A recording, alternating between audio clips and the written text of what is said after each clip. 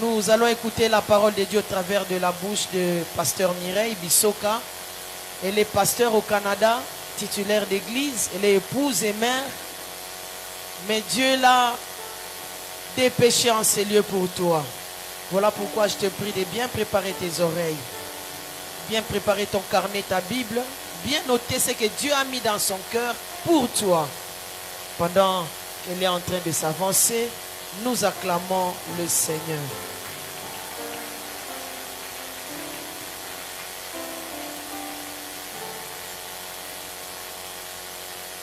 Alléluia. Élève encore ta voix. Dis Saint-Esprit, je dépends de toi ce matin. Dis-lui Seigneur, viens me parler. Lève encore ta voix, dis-lui Seigneur, viens m'accorder la révélation de ta parole. Je veux boire à ta source. Je veux boire à ta source. Je veux boire à ta source.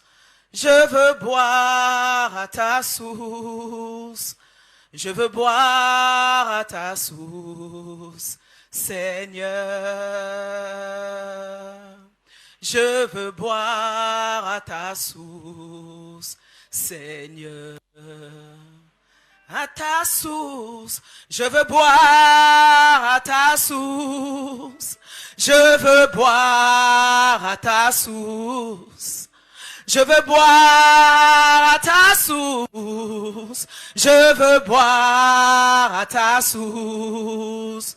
Je veux boire à ta source, Seigneur.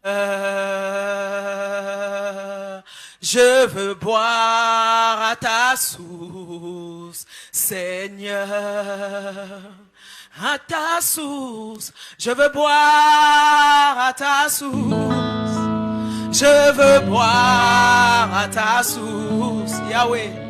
Je veux boire à ta source.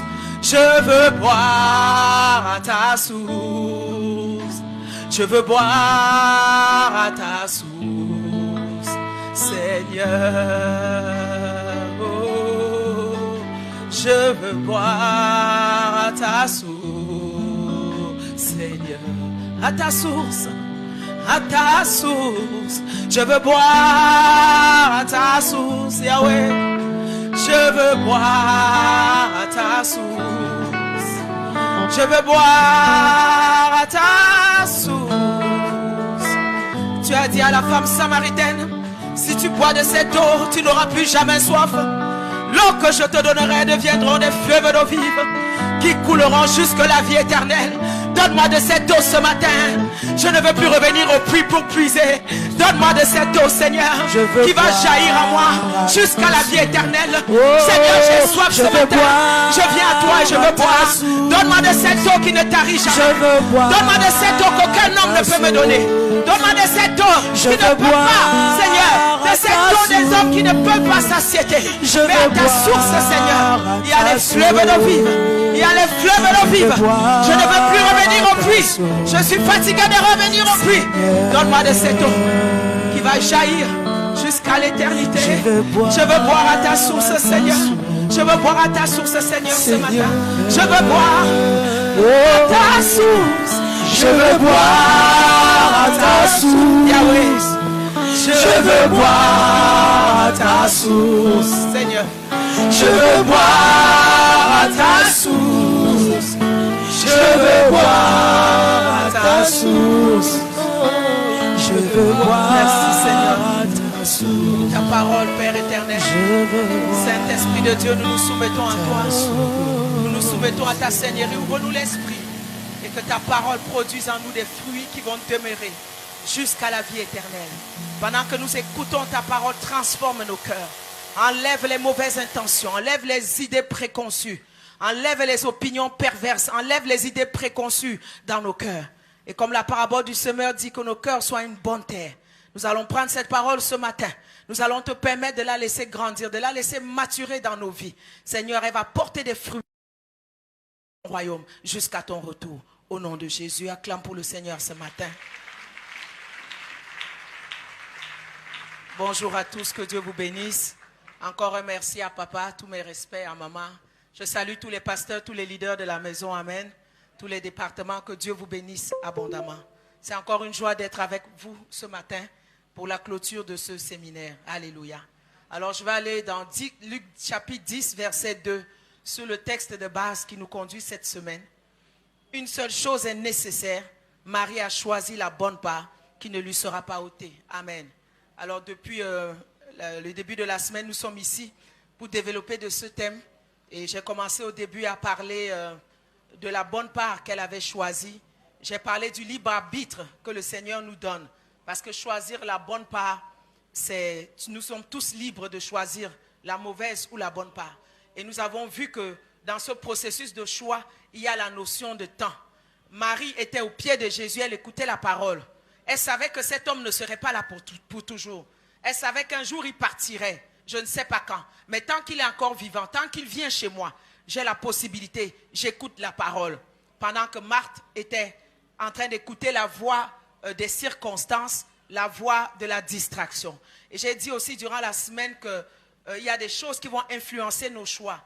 Je n'ai pas eu le temps de vraiment les développer parce que le Seigneur m'a court-circuité pour parler de cette relation qu'il a avec nous en tant que père et que nous avons avec notre pasteur en tant que berger, en tant que général de l'armée, en tant que roi, en tant que maître, en tant que cep. Alléluia. Voilà. Donc, nous avons vu les voies qui vont influencer ta destinée. Nous avons vu les choses qui vont influencer tes choix, pardon. Nous avons vu les émotions de Ève, comment Satan a appelé à ses émotions, comment il a appelé à ses sens physiques pour qu'elle choisisse la mauvaise part qui nous a amenés dans tous les problèmes où nous sommes aujourd'hui. Alléluia. Comment il a appelé à ses sens, à la vue, au regard, au toucher. Nous devons faire attention. Tu ne dois pas prendre des décisions sur tes émotions. Tu ne dois pas choisir la part en fonction de tes sens, de ce que tu vois. La Bible dit que telle route paraît droite, mais à la fin, c'est la mort. Amen. Alors, nous avons vu aussi que nous influençons nos choix en fonction des voies de notre environnement. Parce que notre environnement parle. Il y a des gens autour de nous qui vont nous donner des conseils, qui vont nous donner leur avis, qui voudront nous montrer la voie par laquelle marcher. Mais nous devons nous baser sur la parole de Dieu. Proverbe 22, 20, le Seigneur dit, n'ai-je pas déjà mis pour toi par écrit des paroles pour t'enseigner des choses sûres, pour t'enseigner des conseils véritables. Dans la parole de Dieu, nous avons tout ce qu'il faut pour faire nos choix. Ton choix que tu dois faire, ta bonne part, fais-la toujours en fonction. Qu'est-ce que la parole dit de cela? Je veux aller épouser quelqu'un qui n'est pas chrétien. Il y a un verset là. Qu'est-ce que la parole dit de cela? Je vais escroquer mon frère. J'ai ce choix. Il m'a confié de l'argent de garder. Je veux voler cet argent. Mais qu'est-ce que la parole dit de voler? Donc c'est de ça. Ah oui, c'est ça. Luc 10, 42. Ok. Ouais, bon, c'est ce que j'avais. C'est bon, merci. Voilà, donc, nous devons choisir la bonne part en fonction de la parole de Dieu. En fonction de la prière. Quand on est face à un choix, il faut prier. Il faut demander au Seigneur quel est ton conseil, quelle est ta volonté. Le Seigneur saura comment nous diriger. Il sait la voie qui est droite, il sait la voie qui n'est pas droite. Parce qu'il a ses yeux sur les justes et il veut nous guider. Mais selon sa parole, toujours en accord avec ses commandements. Si tu veux faire un choix avec ce qui est hors de la parole de Dieu, le Seigneur ne sera pas là. Parce que lui, il choisit en fonction de la parole. J'ai parlé du phénomène de groupe. Les voix qui influencent. Souvenez-vous des 12 espions. 10 sont revenus, ils étaient en accord, mais 2 seuls n'étaient pas en accord. Mais le peuple a pleuré toute la nuit parce qu'ils ont entendu la voix des 10, la voix de la majorité. Et à cause de cela, Dieu a issu un jugement qu'ils allaient tous mourir dans le désert. Voilà. Donc nos choix sont influencés par les voix. Nous avons vu le vieux et le jeune et le vieux prophète. Voilà. Job a refusé d'écouter la voix de sa femme. Mais qu'est-ce qui s'est passé? À la fin, après sa souffrance, il a eu restauration au double de ce qu'il avait. Élie a écouté la voix de Jézabel, lui qui se tenait dans la présence de Dieu. Il a court-circuité son appel. Élisée a été obligé de le remplacer. Abraham a écouté la voix de Sarah et ils ont eu un fils qui n'était pas l'enfant de la terre promise. Tes circonstances aussi peuvent te parler. Parce que dans la souffrance, lorsque tout va mal, les circonstances vont te dire que Dieu t'a abandonné, que Dieu ne t'aime pas. Que Dieu aime les autres plus que toi, qu'il n'y a plus d'espoir. Mais souviens-toi ce matin, la vallée de l'ombre et de la mort, le psalmiste a dit, je la traverse. Je n'habite pas dans la vallée. Je ne construis pas ma maison dans la vallée. Il y aura les difficultés qui vont toujours venir, mais sache que ça va passer et les bons jours viendront. Alléluia. Et même dans les difficultés, choisis toujours de t'accrocher à la parole. Choisis de toujours faire tes choix en fonction de la parole et non pas en fonction de tes émotions et non pas en fonction de ce qui se passe, de ce qui se passera présentement. Amen. Voilà. Nous allons clôturer ce matin. Je vais essayer. Le message est un peu long. Je vais essayer. On va aller dans Deutéronome 30, 19 à 20. On va lire quelques passages. Deutéronome 30, 19 à 20. J'en prends aujourd'hui à témoin contre vous le ciel et la terre. J'ai mis devant toi la vie et la mort, la bénédiction et la malédiction. Choisis la vie afin que tu vives, toi et ta postérité. Amen. Le Seigneur demande ici, Moïse demande au peuple ici de faire un choix, mais de faire un bon choix, de choisir la bonne part qui ne lui sera pas ôtée. Cette bonne part-là, cette bonne part qui ne lui sera pas ôtée. Et cette bonne part lui apportera la vie, la bénédiction. Lui, pas seulement lui, mais lui et toute sa postérité. Tu réalises que les choix dans la vie, la part que tu vas choisir, bonne ou mauvaise, elle n'aura pas seulement l'influence sur ta vie à toi toute seule, mais elle aura l'influence sur ta famille. Elle aura l'influence sur ta maison. Elle aura l'influence sur ta destinée. Amen. 1 Roi 18, 21. Alors Élie s'approcha de tout le peuple et dit: jusqu'à quand clocherez-vous des deux côtés? Si l'Éternel est Dieu, allez après lui. Si c'est Baal, allez après lui. Le peuple ne lui répondit rien. Amen. Nous allons aller aussi dans le livre de Josué.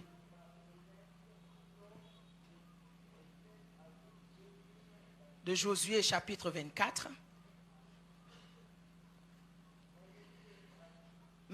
Verset 14. Maintenant, craignez l'Éternel et servez-le avec intégrité et fidélité. Faites disparaître les dieux qu'ont servi vos pères de l'autre côté du fleuve et en Égypte et servez l'Éternel. Si vous ne trouvez pas bon de servir l'Éternel, choisissez aujourd'hui qui vous voulez servir. Ou les dieux que servaient vos pères au-delà du fleuve, ou les dieux des Amoréens dans les pays desquels vous habitez. Moi et ma maison, nous servirons l'Éternel. Le peuple répondit: loin de nous la pensée d'abandonner l'Éternel et de servir d'autres dieux. Verset 23, il leur dit: ôtez donc les dieux étrangers qui sont au milieu de vous et tournez vos cœurs vers l'Éternel, le Dieu d'Israël. Amen. Alors nous voyons quelques passages où le Seigneur lui-même, où ses serviteurs ont eu à donner un décret, ont eu à donner un avertissement au peuple de faire un choix. Moïse a dit au peuple, il y a la vie devant toi. Il y a la mort devant toi.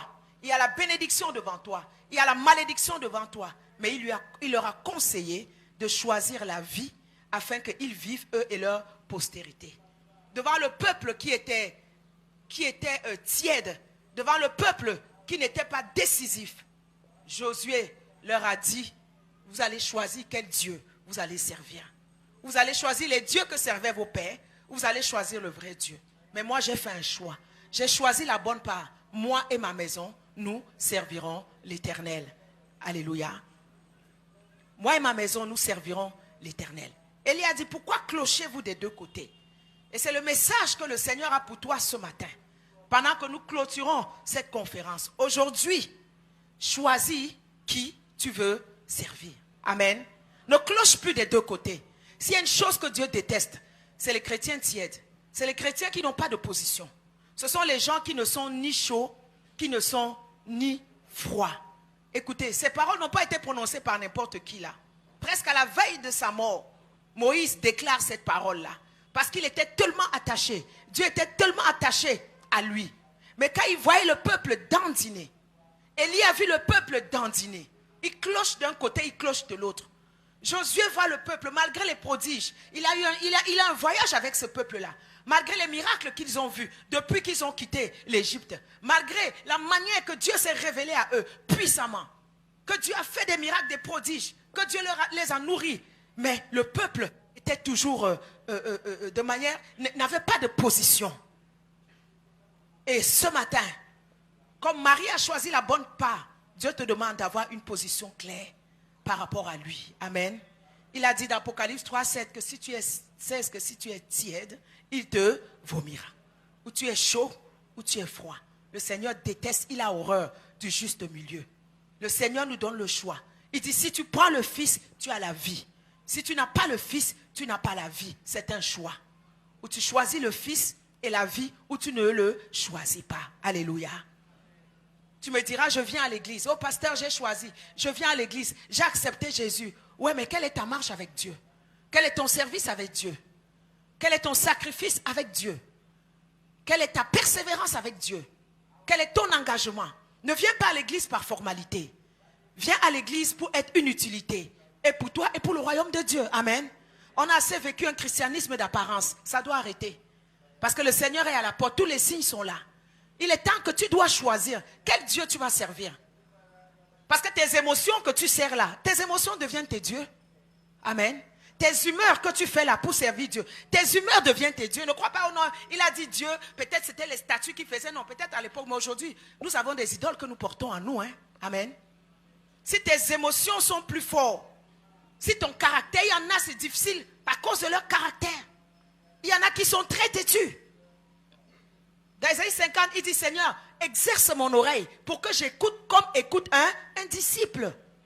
Il dit, le Seigneur m'a parlé, je n'ai pas résisté. Je ne suis pas allé en arrière. J'ai même livré mon visage à ceux qui me frappaient. Si tu n'es pas flexible, si tu n'es pas soumis, si tu n'es pas enseignable, c'est une idolâtrie. La têtutesse est une idolâtrie. Dieu nous a appelés, il nous a sortis de l'Égypte. La Bible dit qu'il a fait de nous un royaume de sacrificateurs pour Dieu. Deux choses, la royauté et la sacrifitude. Amen. On n'est pas juste des rois, mais on est des sacrificateurs. Et on doit offrir à Dieu des sacrifices. Les deux fonctionnent ensemble. Tu ne viens pas à l'église parce que tu veux être roi, tu veux les positions, tu veux les titres, tu veux qu'on t'appelle tel. Mais en fait, dans le service, dans le sacrifice, tu n'es pas là. Au ciel, là, on gravit les échelons. Les étoiles que nous portons, c'est en fonction de tes souffrances sur la terre et en fonction des sacrifices que tu as faits pour le royaume. Choisis aujourd'hui de faire les sacrifices. Fais éteindre la voix de tes émotions, de ton orgueil, de ta têtutesse. On ne peut pas te parler. Il y a des personnes dans l'église, moi-même j'ai des enfants, donc avant de te téléphoner, il faut d'abord que je jeûne et je prie. Parce que je ne sais même pas comment tu vas me répondre. Donc il y a des gens, à l'église, je sais qui je peux appeler à minuit, à 2, à 3 heures du matin. Il va ouvrir le téléphone, il va me répondre. Si je lui dis, prends ta voiture, saute, il va sauter. Mais il y en a même que je n'appelle jamais. Alléluia. Choisis qui tu vas servir aujourd'hui. Si c'est le Dieu de tes émotions, si c'est le Dieu de ton orgueil, si c'est le Dieu de ta têtutesse, de ton cœur dur, choisis qui tu vas servir aujourd'hui. Si c'est le Dieu de l'argent, tu as d'autrement l'argent que tu ne peux pas donner pour que le royaume avance. Choisis. Marie a choisi la bonne part. Elle était au pied de Jésus. Choisis aussi aujourd'hui. Arrête de clocher. Arrête de vivre un christianisme qui n'est pas clair. Dieu veut les choses qui soient claires. Il t'a donné ton libre arbitre pour que tu sois clair. Prends position ce matin pour toi et pour ta maison, comme Josué a pris position. Et je te dis aujourd'hui que c'est toi qui vas gagner. C'est toi qui vas gagner. J'ai un message, bâtis la maison de Dieu. Quand tu choisis de bâtir la maison de Dieu, en fait, bâtir la maison de Dieu, deux choses. Quand David a dit, l'arche de Dieu est sous la poussière, moi je suis dans une maison de cèdre, je vais bâtir une maison à Dieu. Écoute, juste ce cœur-là, cette bonne intention envers Dieu, envers le royaume. Dieu a dit non, j'envoie Nathan. David, j'ai juste vu ton intention. Bien aimé, des fois ton intention compte, hein, tu sais ça. On vient toujours à l'église le cœur rempli de méchanceté. Souvent le cœur rempli toujours de mauvaises choses. Si tu as juste l'intention, oh Seigneur, il y a telle chose qui manque à l'église. Oh Seigneur, si tu me donnes l'argent, si tu as des fois, tu as juste l'intention, juste le bon cœur. Dieu a envoyé Nathan, il dit à David, c'est pas toi, moi maintenant, moi Dieu. Parce que j'ai vu que tu as souci de mes affaires, moi Dieu, je t'annonce que c'est moi qui vais te bâtir une maison. Et nous, si nous sommes là aujourd'hui, c'est à cause de cette décision que David avait prise. Juste le bon cœur. Et la Bible dit, quand David a fait cette alliance avec Dieu, lis la suite, David remportait toutes les batailles. La Bible dit que l'Éternel protégeait David partout où il partait. Dieu a dit que je laisserai toujours une lampe sur le trône de David. Quand tu sers Dieu, laisse-moi te dire ce matin, après tu vas faire ton choix. Alléluia. Voilà, parce que vous êtes souvent têtus, on parle depuis qu'on parle là. S'il y avait un changement, c'est que vous ne m'avez même pas appelé ici aujourd'hui. Amen. Voilà, après tu vas faire ton choix. Je vais te dire la vérité aujourd'hui. Si tu sers Jésus, c'est toi qui gagnes. Si tu acceptes de passer par le brisement, par l'humiliation, par la souffrance, c'est toi qui gagnes. Écoute, ça fait plus de 30 ans. J'ai connu ce monsieur appelé Jésus. J'avais 16 ans. J'en ai 51 cette année. Il ne m'a jamais abandonné. Tu sais ce qu'il m'a enseigné? Servir Dieu. Ce n'est pas moi seul. Ça engage mes enfants. Ça engage mon mari. Parce qu'il est le Dieu d'alliance. Depuis que j'ai fait mon choix, 16 ans, jusqu'à aujourd'hui, je ne suis pas retourné en arrière. Je n'ai pas rétrogradé. Je n'ai pas abandonné. Jamais. Mes enfants sont nés. J'étais dans le Seigneur. Ils ont grandi. Je leur ai dit, écoutez, la seule voie, ce n'est pas parce que vous êtes en Occident. La seule voie que vous avez, mes enfants, c'est de servir Dieu. Quand ils sont devenus grands, tout de suite, ils se sont attachés pour servir Dieu. Dieu est le Dieu de l'alliance. Ça marche pour toi, ça va marcher pour tes enfants. Dieu n'abandonnera jamais tes enfants. Si tu as amené les enfants dans ce monde, ce n'est pas juste pour dire j'étais féconde, j'étais fertile. Non, tu as une responsabilité. Il faut qu'en quittant cette terre, tu t'assures que tes enfants restent dans de bonnes conditions. J'avais toujours dit à mes enfants quand ils grandissaient, je leur disais, mes enfants, si jamais je meurs avant, je ne sais pas quand, personne ne sait. Mais si je pars quand vous êtes jeunes, sachez que vous avez un Dieu au ciel, que j'ai aimé et que j'ai servi. J'ai dit à mes enfants quand ils grandissaient, le jour où ça ne va pas, si papa n'est pas là, maman n'est pas là, vous n'avez pas besoin de jeûner, jeûne d'Esther, jeûne, on connaît la puissance du jeûne. Mais dans ce cas-là, vous n'allez pas jeûner. Vous allez lever les yeux vers le ciel. Et le Dieu qui est là, il va vous exaucer. Parce que moi, je l'ai servi. Sers Dieu, ça va fonctionner pour tes enfants. Abandonne la méchanceté. Arrête de venir à l'église combattre. Arrête de venir faire des coups bas, des intrigues contre maman pasteur, contre le pasteur. On a fait ça dans le monde, mais nous sommes dans le royaume de Dieu maintenant. Il est temps que notre évangile avance et aboutisse à quelque chose. Les églises des Noirs avancent difficilement. À chaque fois qu'on veut avancer, les faux problèmes sont créés. Paf, tout retombe par terre. On doit recommencer à zéro. Non, il faut que tu participes et tu coopères. Parce que si cette œuvre va de l'avant, il y a des âmes qui doivent être... Vous n'avez même pas encore gagné 1% de votre quartier. Vous êtes bien assis là le dimanche, mais il y a des âmes ici en Guiringiri qui meurent. Et Dieu compte sur vous pour les évangéliser, pour aller les chercher. Ce n'est pas le pasteur qui va faire, mais c'est ta disponibilité, c'est ton cœur. Il a dit que vos cœurs, retournez vos cœurs à servir Dieu. Retournons nos cœurs ce matin à servir le vrai Dieu. Retournons nos cœurs à servir Dieu. Alléluia. Le Dieu est le Dieu d'alliance. J'ai vu Dieu. Je vois Dieu chaque jour agir dans la vie de mes enfants. Des fois, les gens viennent, ils ne comprennent pas. Un pasteur me dit, maman, écris un livre sur tes enfants. Parce que c'est un mystère, on ne comprend pas. Nos enfants sont dans la drogue. Nos enfants sont en prison. Nos enfants sont dans la rébellion. Mais on n'a jamais vu ça. J'ai dit non. Parce que dès qu'ils sont nés, je leur ai montré la voie qu'ils devaient suivre. Et j'ai vu la main de Dieu. Quand il y a les examens, quand il y a les emplois, je vois la main de Dieu. Dans les études, je vois la main de Dieu. Je vois ma fille qui était nulle, 0 en mathématiques, elle était petite. Je vois comment Dieu l'a amenée, primaire. Il a positionné 3e, 4e en mathématiques. Il a positionné 1er en mathématiques. Je ne savais même pas qu'elle pouvait faire les chiffres. Je l'ai vu aller en comptabilité. Je l'ai vu passer son diplôme d'expert comptable. Je l'ai vu là, il est en train de finir son master. Écoute, quand tu sers Dieu, Dieu va prendre soin de tes enfants. Ma deuxième fille, a 2 mois, elle dit, maman, le pupitre ici est déjà trop gratté. Tout le monde passe, on voit le pupitre là. Personne ne voit que c'est gratté. Mais elle a vu que le pupitre était gratté. Elle était en première année de master, elle était en stage, on l'a pris juste comme stagiaire dans la plus grande compagnie au Québec. Donc même quand tu entres là-bas, si tu mets juste sur ton CV que tu as fait même 10 minutes là-bas, ton CV va quelque part. Alléluia.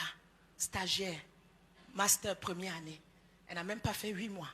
À la fin du stage, elle dit, maman, je veux qu'on m'embauche. Je dis, permanemment. C'est compliqué. Elle dit, maman, le pupitre coûte combien? J'ai dit, ça coûte $1000. Elle a viré l'argent. Elle dit, je fais l'alliance avec Dieu. J'achète le pupitre pour l'église.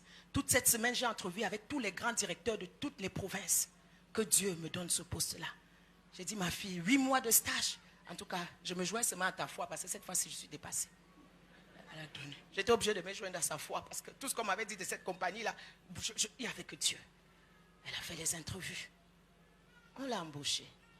Elle n'a que 23 ans. Elle gagne plus de $6000 par mois. Elle a un travail permanent. Dis-moi si ce n'est pas le Dieu que j'ai servi, c'est qui? Si ce n'est pas le Dieu que leur père sert, c'est qui? C'est lui. Choisis Dieu aujourd'hui. Je ne te dis pas que le chemin sera facile. Oui, le chemin sera difficile. Oui, il y a des moments où le pasteur va gronder, c'est normal. S'il porte sa casquette de général de l'armée, il doit te gronder. s'il porte sa casquette de roi, il doit te gronder. S'il porte sa casquette de maître, il doit te gronder. Ça ne veut pas dire qu'il ne t'aime pas. Ça ne veut pas dire qu'il ne veut pas de ton bien. Nos parents nous grondaient, nos parents nous fouettaient. Est-ce que nous sommes morts? Est-ce qu'ils voulaient de notre mal? Non. Mon père, quand je sautais le portail pour aller en boîte de nuit, je savais ce qui m'attend. Quand je rentre, il y a 5 chicottes, un en bois, un en fil, un en plastique, un qui fait comme ça là. Quand j'arrive, ce mec, il est déjà assis. Il dit, choisis. Au début, je voyais le petit fin là, long là. J'ai dit non. Je vois le gros bâton en bois, je vois le gros bâton en plastique. J'ai dit non, le petit là, erreur. Quand il envoie froum, ça te roule sur le corps, il me tire. Mais on est là aujourd'hui. On prêche l'évangile. Abandonne tes caprices. Abandonne tes humeurs. Servir Dieu, c'est une grâce. C'est un privilège. Il y en a qui mourront, qui n'auront jamais eu la possibilité de connaître ce Dieu-là, ni le servir. Ne viens pas à l'église pour perdre ton temps. Ne viens pas à l'église pour aller en enfer. Viens à l'église pour le servir. Donne tout ce que tu donnes. Arrête de clocher. Fais taire tes émotions. Ça ne veut pas dire qu'il n'y aura pas... Il y aura même quand il y a les moments difficiles. Tant que tu prends ta place de l'enfant, tant que tu prends ta place de serviteur, tant que tu prends ta place de disciple, tant que tu prends ta place de soldat, dans les 7 schémas de la relation, tu n'auras jamais de problème avec Dieu. Un soldat ne s'embarrasse pas des choses de la vie s'il veut plaire à celui qui l'a enrôlé. Paul a dit à Timothée. Mais aujourd'hui, il y a beaucoup de choses dont nous nous embarrassons et qui nous empêchent de servir le Seigneur, qui nous empêchent de marcher. Mais il dit à Timothée, souffre avec moi comme un bon soldat de Jésus-Christ. Il n'est pas de soldat qui s'embarrasse des choses de la vie. 2 Timothée 2, verset 4, s'il veut plaire à celui qui l'a enrôlé. L'athlète n'est pas couronné s'il n'a pas combattu suivant les règles. Il faut que le laboureur travaille afin de recueillir les fruits. Si tu veux choisir la bonne part, comme Timothée, embrasse les 3 mentalités. La mentalité du soldat, la mentalité de l'athlète et la mentalité du laboureur. Le soldat obéit. Quand on lui dit va en Afghanistan, il part. Va en Russie, il part. Va là où il y a la guerre. Il ne va pas commencer à dire je me suis marié hier, ma femme est en train d'allaiter. Quand il y a les gardes à vous, oui chef, il est parti. C'est ça le soldat. Tu veux choisir la bonne part. Sois toujours un athlète. Un athlète, c'est un sportif qui connaît la discipline. Un sportif, là, il ne mange pas n'importe quoi. Il sait que je vais aux Jeux Olympiques dans 1 an. Il fait ses choix. Il ne boit pas n'importe quoi. Il dort tel nombre d'heures. Il ne va pas dans tel endroit. Parce que quoi? Parce qu'il sait qu'il faut que son corps soit en position pour pouvoir concourir aux Jeux Olympiques et gagner sa médaille. Il faut que le laboureur travaille. La patience. Il faut être patient. Aujourd'hui, à l'église, on n'est pas patient. Les gens veulent aller trop vite, trop loin. Les gens veulent les titres. Les gens veulent les positions. On a consacré les gens, on ne t'a pas mis diacre, on ne t'a pas mis ceci. Tu vas en faire toute une histoire. Ce n'est pas le titre qui fait quelque chose. Ce n'est pas la fonction. Amen. Pendant longtemps, j'ai lutté avec le Seigneur. Le Seigneur me dit, tu n'es pas pasteur, tu es apôtre. Je t'ai donné l'appel de voyager dans les nations. Mais tu fonctionnes comme pasteur. Et j'avais beaucoup de combats quand je voyageais. Et je luttais avec Dieu parce que Seigneur, papa, ce n'est pas le titre. Moi, le titre ne me dit rien. Je suis bien d'être pasteur. Le Seigneur dit non. Il y a la consécration. Il y a l'onction qui vient avec. Tu es sur le champ missionnaire apostolique, mais tu opères avec l'onction pastorale. J'ai accepté. Il y a 2 ans, on m'a consacré apôtre. Amen. Tu n'es même pas au courant. Papa n'est pas au courant. Depuis qu'on m'appelle pasteur ici, est-ce que vous m'avez vu prendre le bâton pour le poursuivre? Non. Ce n'est pas mon problème. L'essentiel, c'est que je sers Dieu. L'apostolat, c'est l'onction que Dieu a mis là. Appelle-moi même chiffon, c'est ton problème.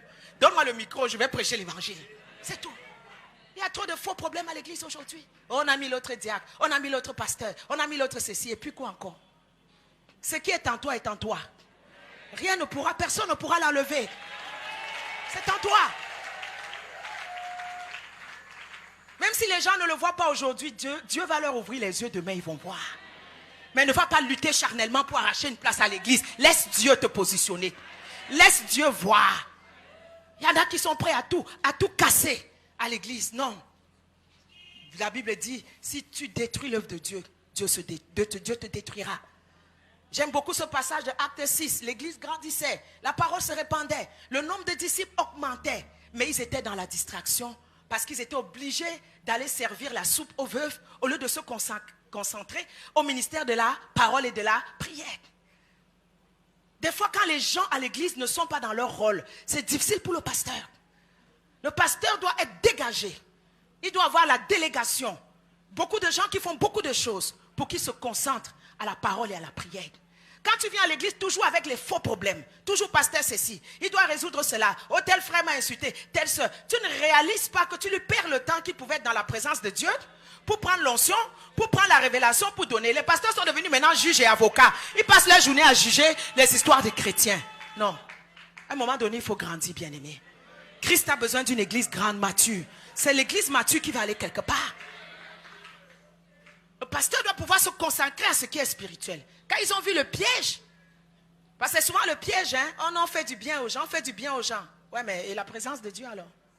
Un homme de Dieu a dit, oh Seigneur, oh j'ai construit cette grande cathédrale pour toi. Dieu a dit, je n'ai pas été là avec toi. Parce que quand tu construisais la cathédrale, je te demandais d'être dans ma présence. Mais tu étais en train de compter les tonnes de sable et de ciment. Alors qu'il fallait être dans ma présence. Ils ont dit, ok, on va nommer des gens qui vont s'en occuper pendant que nous nous concentrons à la parole. Écoute le CV de ces gens-là. Homme de foi, rempli de Saint-Esprit. Qu'est-ce qu'il ajoute encore là? Homme de foi, Saint-Esprit, voilà. Il y a encore d'autres qualificatifs que je vais lire après. Plein de grâce, la puissance, la sagesse et tout ça là. Amen. Ils ont choisi les gens. Étienne n'a pas discuté. Hein? Bon, la Bible dit qu'il avait la grâce, il avait la puissance, Dieu l'utilisait, il avait la sagesse, il avait le Saint-Esprit qui lui parlait. Personne ne pouvait résister quand Étienne parlait. Écoute-moi, ça c'est pas les qualificatifs de quelqu'un qui va aller à la cuisine, servir la soupe aux veuves. Tout ce qu'on avait besoin, c'était un bras d'un sportif bien musclé qui faisait aller soupe et retour soupe, aller soupe. Qu'est-ce qu'on a besoin de Saint-Esprit? On a besoin de foi, on a besoin de prodiges, on a besoin de sagesse pour servir la soupe. En plus à qui? Aux veuves, qui étaient les plus bas de l'échelon de la société. Est-ce que Étienne a discuté? Est-ce que Étienne a bavardé? Est-ce que Étienne a rébellé? Est-ce qu'il a commencé à téléphoner aux gens? Dans cette église, on ne me considère pas. J'étais ici depuis le commencement. Maintenant, voilà ma position. Étienne est parti à la cuisine. Qu'est-ce qui se passait à la cuisine? Les miracles aussi se passaient à la cuisine. Les veuves qui venaient étaient délivrées. Les veuves qui venaient, peut-être même il y avait plus de miracles à la cuisine que là-bas. Ce qui est en toi, est en toi. Tu n'as pas besoin de titre, tu n'as pas besoin de position pour sortir ce qui est en toi. Ce qui est en toi est en toi. Tu veux que je te parle du rejet? Tu veux que je te parle du mépris? Oh, je l'ai vécu. Hein. En tant que jeune, j'ai commencé à servir Dieu jeune. En tant que femme, oh, mon chemin n'a pas été facile. Mais si je m'étais assise sur chaque insulte, sur chaque mépris, sur chaque rejet, je ne serais pas là aujourd'hui. Il y a des choses qu'il faut apprendre à balayer. Et encore, quand j'allais avec mon mari, au début c'était grave. Et à l'époque, il n'était même pas pasteur. Donc on dit pasteur Bissocard, quand on vient à deux, on vient, si mon mari, on arrache son sac, on l'amène, moi on me laisse en arrière. J'ai dit, je compte jusqu'à 5. À 5, vous allez venir me chercher. Parce que c'est moi le pasteur. 1, 2. Quand j'arrive à 4, je vois papa qui leur dit quelque chose. Ils reviennent en arrière. Je dis, ok, vous avez compris maintenant. C'est moi le pasteur. Alléluia. Ma vie est un livre. Et j'ai compris que c'était un piège. Le diable voulait m'avoir. Par la voix des gens, par leurs insultes, par leur mépris, par les mauvaises interprétations, par les fausses accusations. Oui, ça marchait pendant un temps, mais je n'ai pas permis que ça marche pour toujours. Non, à un moment donné, tu arrêtes là. Tu arrêtes les enfantillages. Je suis à l'église, c'est mon église, je suis là pour servir. Qu'il neige, qu'il pleuve, qu'il va envers et contre tous. Même si le pasteur te chasse, tu dis, moi, il va rester ici, je suis dans la maison de Dieu. C'est la maison de mon Père. Tu sers Dieu. Il a dit, si c'est l'Éternel, servez-le. Choisis Dieu ce matin et sers-le. Qu'est-ce qui t'empêche d'aller à l'avant ce matin? Il dit, choisis la vie pour que tu vives, toi et ta famille. Si tu entends sa voix aujourd'hui, n'endurcis pas ton cœur. Dieu t'a donné la liberté de choix. Mais qu'est-ce que tu fais de cela? Parce que l'absence de choix ou le mauvais choix va t'amener sous le jugement de Dieu. Alléluia. Quand il dit choisis la vie, quels sont les bénéfices?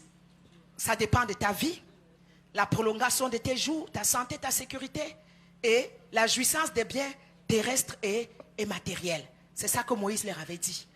J'ai mis la vie, j'ai mis la mort, j'ai mis la bénédiction, j'ai mis la malédiction, mais choisis la vie pour que tu vives. Choisis d'aimer l'Éternel, ton Dieu. Si tu aimes Dieu, tu vas aimer le servir. Le problème, c'est un problème d'attachement. si tu aimes Dieu, si tu es attaché à Dieu, peu importe ce qu'on te dit, peu importe ce qu'on te fait, rien ne pourra te séparer de l'amour de Dieu. Je dis rien. Rien ne pourra te séparer de l'amour de Dieu. Parce que j'ai vu qu'en tout ça, la finalité de tout, le diable veut nous couper de l'amour du Seigneur. Amen. Aimons le Seigneur de tout notre cœur. Et ça va nous amener à toujours faire des bons choix. Même si les circonstances sont contraires, ça va nous amener. C'est important de faire le choix. Parce que quand tu fais un choix, tu choisis un côté et tu abandonnes. Tu abandonnes le diable et tu choisis le Seigneur. Quand tu ne choisis pas Dieu, beaucoup de choses vont se dresser contre toi. Choisis d'obéir à la voix du Seigneur. Choisis de t'attacher à lui. Attache-toi à Dieu. Attache-toi à Dieu. Nous vivons dans les temps où il y a beaucoup de distractions, beaucoup de choses sont faites pour que nous ne nous attachions pas à Dieu. Pour qu'on s'attache à la télévision, pour qu'on s'attache encore avec les réseaux sociaux, pour qu'on s'attache à toutes ces distractions-là. Aujourd'hui, s'attacher à Dieu, c'est un grand défi.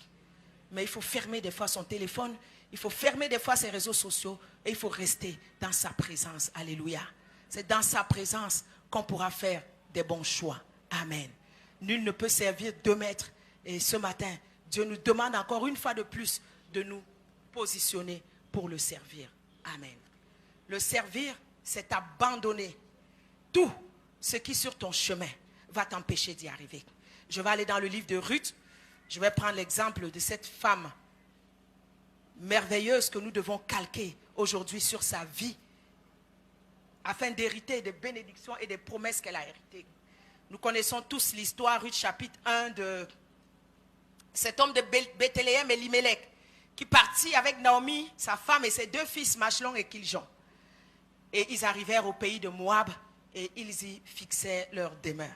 Elimelech mourut et elle resta avec ses deux fils. Il prit les femmes moabites, Orpa, Ruth, et ils habitèrent là 10 ans.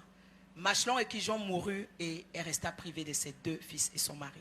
Puis elle se leva afin de quitter le pays de Moab, car elle a pris au pays de Moab que l'Éternel avait visité son peuple et lui avait donné du pain. Et ses deux belles filles, Orpa baisa sa belle-mère, mais elle partit, Ruth s'attacha à elle. Naomi lui dit, ta belle-sœur est partie vers son peuple, vers ses dieux, retourne comme ta belle-sœur. Elle dit non, ne me presse pas de te laisser, de retourner loin de toi. Où tu iras, j'irai. Où tu demeureras, je demeurerai. Ton peuple sera mon peuple et ton Dieu sera mon Dieu.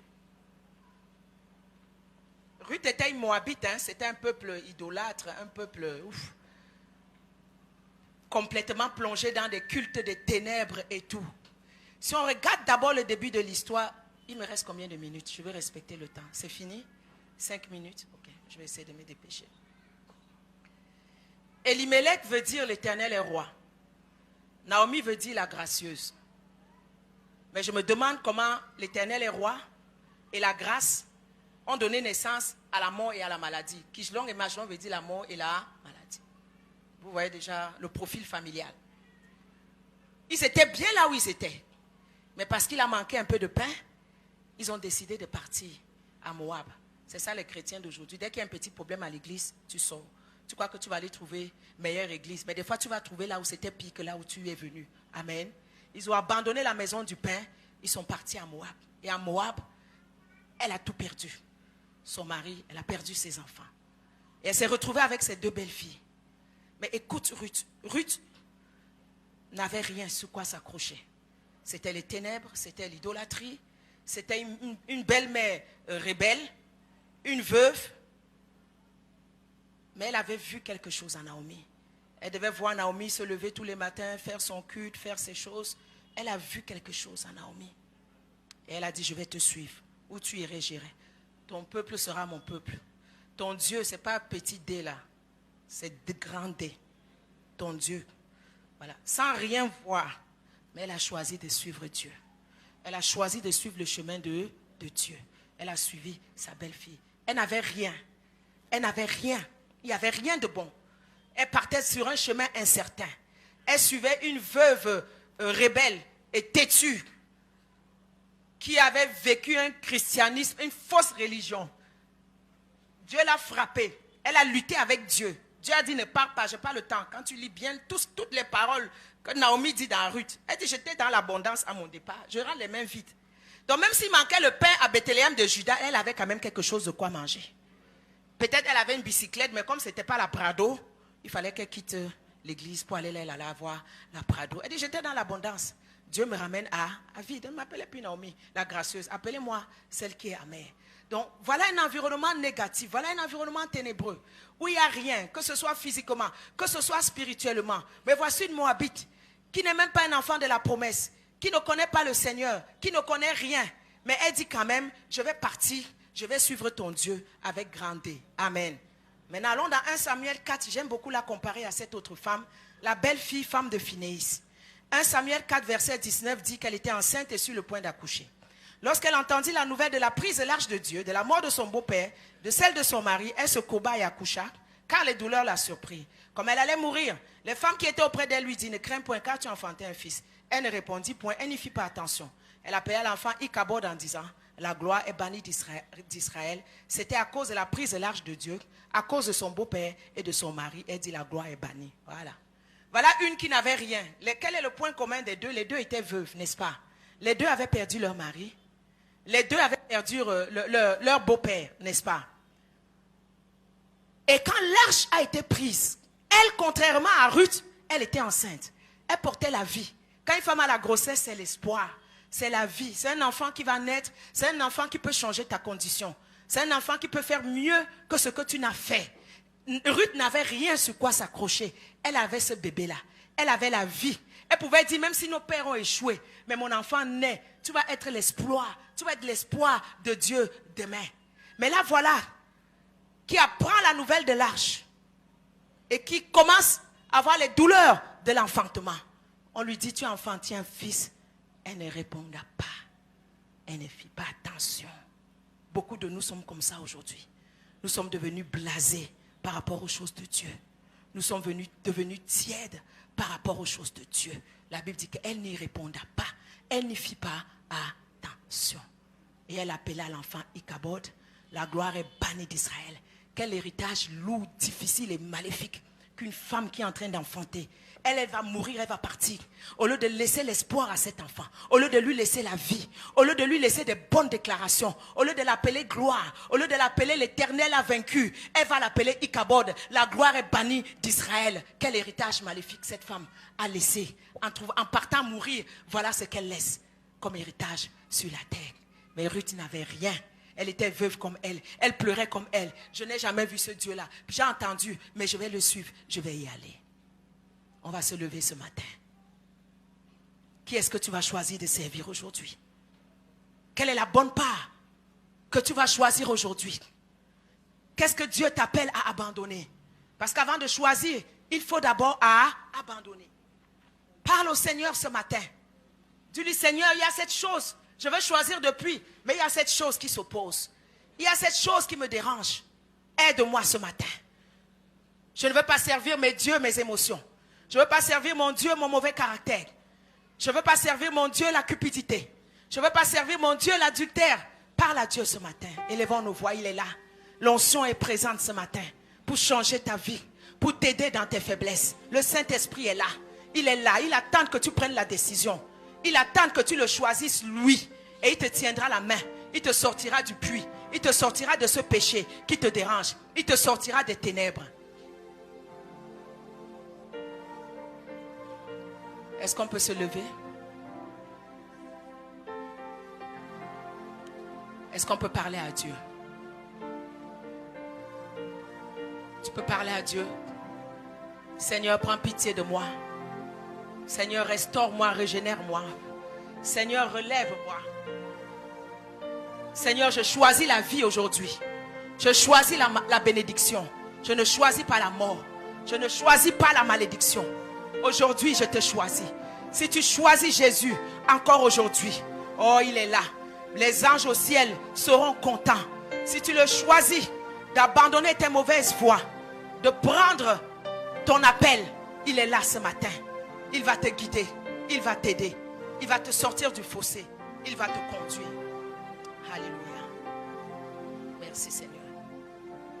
Merci Seigneur. Répète après moi ce matin. Lève-toi Éternel. Sauve-moi mon Dieu. Gifle tous mes ennemis. brise les dents des méchants. Que ta bénédiction soit sur ma vie.